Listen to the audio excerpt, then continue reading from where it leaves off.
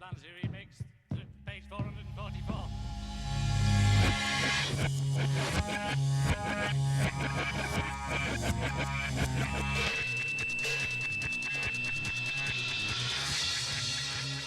Welcome back to take 444, a trawl through my psychedelic record collection. Still on the letter E, and this episode we're starting with two very distinctive looking albums. Eden's Children, that's the first one, and that's the second one. First one was self-titled, the second one was called Sure Looks Real. So yeah, this is my copy of the first one. It's on Sweet Dandelion, originally on ABC.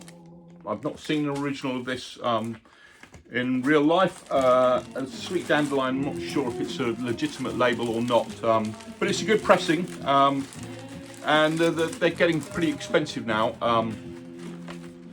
That's the gatefold for the Sweet Dandelion one. This is some Jamie Reed type graphics on the back, but yeah, this is the second one.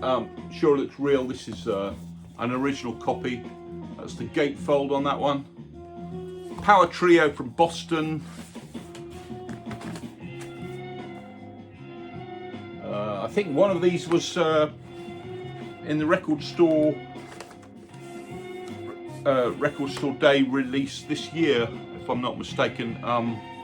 They're good records. Lots of fuzz guitar, but they are second tier. The artwork probably sold them a lot of records because it's quite distinctive. The songwriting is not fantastic, but it's okay, and they're worth picking up if you can find a copy fairly cheaply. And if you like fuzzed out power trios, then by all means pick them up. They're definitely worth investigating. Yeah, next up, an English band from I think they're from Bristol originally. A 5-piece on Diram. This is a reissue of their first album. The band is called East of Eden. Pretty famous sleeve, that Mercator projected rather. That's the band on the back. So this is they released three or four albums. This is the first. I don't have the second one, which is Snafu, but this is the third one, just called East of Eden. This is an original on Harvest, on the EMI's Progressive Harvest label. There we go. Lovely green Harvest label. Yeah, so this is a kind of this album is very countrified blues, very good musicianship, bit of electric violin. This one is slightly more jazzy, and they're both sort of progressive. This is from '69. The other one was from '71. They're both have that late '60s, very early '70s proggy feel. The band were kind of forced to dress up into some kind of Eastern garb on the back. Not sure that was a good move or not, but yeah, I like them. Some Eastern influences as well. They do on this reissue. There's a version of 8 Miles High, which was unreleased from '69, which is good. They have Dave Arbus in the band. I think he played violin on The Who's Bubba O'Reilly, if I'm not mistaken. But yeah, check them out. They're definitely worth picking up, especially this one, I think. Good stuff. Next up is an American band from LA, and that's the East Side Kids. The Tiger and the Lamb is the name of the album. Great cover there. I don't not sure this has ever been reissued. This is on the fantastic Uni label. We all love the swirly Uni label. And this is great. This is well worth picking up. This is Pop Psych. A guy called David Potter on drums, who played with everybody from Janis Joplin to Leon Russell and Joe Cocker. And he left after this album. This is a one and done album. But after this, he went on to form. He went to Texas and went on to form this band, Endel St. Cloud. I think that's him there. Yeah, East Side Kids. There's a great track on here called I See I Am. I think it's called, yeah. And it's really great. I'll leave a clip of that right here.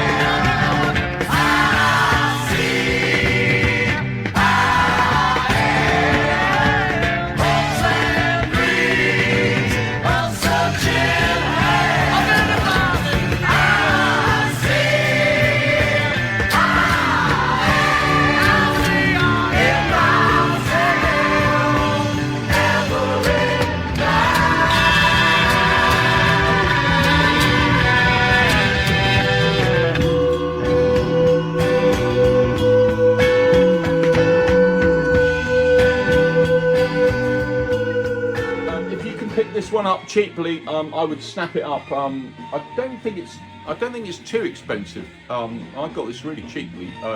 Never heard of them, but I just went for the sleeve. Yeah, really recommended. East Side Kids, like I say, it's their only album on Uni, 1968, I think it is. Is that right?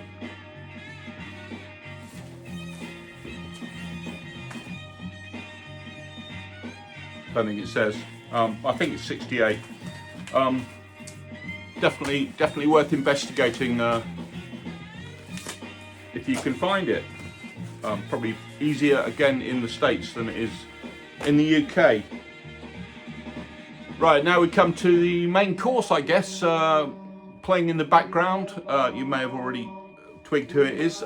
So this is the fantastic Electric Prunes. Yeah, probably the quintessential psychedelic name for a band in the 1960s, the Electric Prunes. This is their first album, came out in 1967, as did their next two. They released 3 albums in 1967. Quite extraordinary, really, when you think how long it takes a band to get one album out nowadays. This is on the Reprise Pop Series, it says on there. Good thick piece of plastic there. Yeah, so this is their first album, which is called, well, I Had Too Much to Dream Last Night, their big hit. This comes with the Reprise inner sleeve. Yeah, so this came out in 67, as I say. It's got I Had Too Much to Dream Last Night.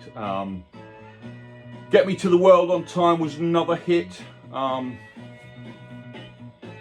Fantastic record. It's on the cusp of garage rock and psych, and it's the first 4 albums of theirs are absolutely essential psychedelia. Like I say, it's the quintessential name of a band. This is a repress that came out 97, I guess. which I picked up, intends to be the one I play. It's in mono and has got great sound. But yeah, that's the first one. The second album that came out in '67 was, I'm sure you all know these anyway, was Underground, with the fantastic negative photograph on the back. So this has got the great banana hoax on it. Long Day's Flight, which was another hit, I think. Dr. Dogood. It's just fantastic stuff. Brilliant band. So they released those two albums, and it's a pretty well-known story, but I'll just touch on it here. So they released those two albums, and then basically they split up, but still released another in the same year. So David Axelrod came on board, and they cut some of the record, the next album, Mass in F minor, with him, but they didn't seem to be. I think his idea was they weren't quite up to the musicianship that he required, and the Collectors psychedelic band came on board, or some of them came on board, and finished the album off. So this is again on the same label. I think this is maybe not a first press, judging by the label, but it's definitely from the '60s. Got a very thick card. So yeah, this is almost the first two are one band. You can look at it, and the next two are from another band, and their fourth album, the fifth album, is basically another band. So they're really, although they all went under the name of Electric Prunes, they were different groups. But I really like this Mass in F minor. These two, that I grouped together now, Mass in F minor and Release of an Oath, which is this one I'll come to in a moment. There's lots of Gregorian chants and classical touches on them, so they don't have that garage sound at all. But I know it's being a bit of a heretic here, but I actually prefer the second band. So the albums 3 and 4, Mass in F minor and Release of an Oath, I actually prefer these two to the first two, although the first two are absolutely brilliant and totally essential. So that's the one that came out in 1968, Release of an Oath. Again on the same label. This one's full of Gregorian chants, like I say, and it's absolutely fantastic. It's I think it's very psychedelic, but in a totally different way to Underground and I Had Too Much to Dream. They're just very different records, and obviously you can hear David Axelrod's influence all over these, and it's playing in the background. This is a reissue that I bought a few years ago that came out on 180 gram vinyl, and is the one I tend to play. So after that, in 1969, the band, or another band, was put together, I think, by the management, and they released this one. So this is called Just Good Old Rock and Roll by the Electric Prunes, the new improved Electric Prunes. Nothing to do with the other two bands. And this one doesn't get any airplay in my. I've got it for completist reasons. It doesn't get any airplay in my house. I don't listen to it at all, because it's kind of a straight rock and roll rock record, some funky stuff on it. It's not the Electric Prunes, but you'll see it around because I don't think it's sold. And I guess they pressed quite a few copies up because it's not that hard to get, and it's pretty cheap because nobody really wants it. But anyway, it does have the Electric Prunes name on it, for what it's worth. The first Electric Prunes album I ever got was 1986 when this one came out. This is on Ed Cell. Long Day's Flight. it had tracks from the first 2 albums on it, and is a fantastic primer. And yeah, it was first thing I ever heard by them, and it's a brilliant place to start if you want to dip your toe in. But as I say, I'm sure all of you have most of those albums. And a few years ago, they released this, which is the first band, the original Electric Prunes, live in Stockholm, 1967 on the European tour, and that's really good. Definitely worth buying. Got great heavy-duty sleeve on bright orange vinyl, translucent vinyl. A great picture of the band on the back there. Yeah, this is really good stuff. I actually have the lead singer, Jim Lowe, died about 3 or 4 weeks ago. I do have somewhere a letter from him that I got in the 1980s, late 80s, early 90s, when a chap who used to be a record dealer, who I knew, now sadly passed away, called Rod Goodway, who released albums under the name of Ethereal Counterbalance, and I'll get to those probably next. He was also in Magic Muscle and Bevis Bron and JP Sunshine in the 1960s, who played with a load of freaks in the 60s.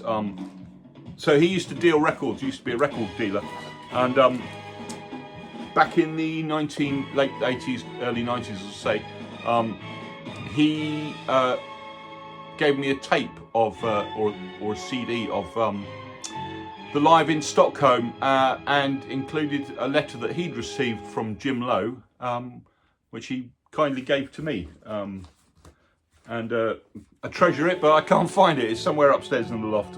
When I moved it, it got packed down. But yeah, definitely worth picking up this live in Stockholm.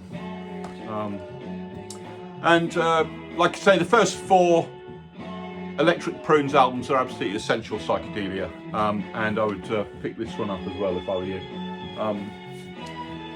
That's about it. As the orchestra plays in the background of the Mass in F minor. I will catch up with you all soon. Hope you're all doing well. Leave some comments down below, and let me know what you think, and I'll see you soon. Thanks a lot. Bye bye.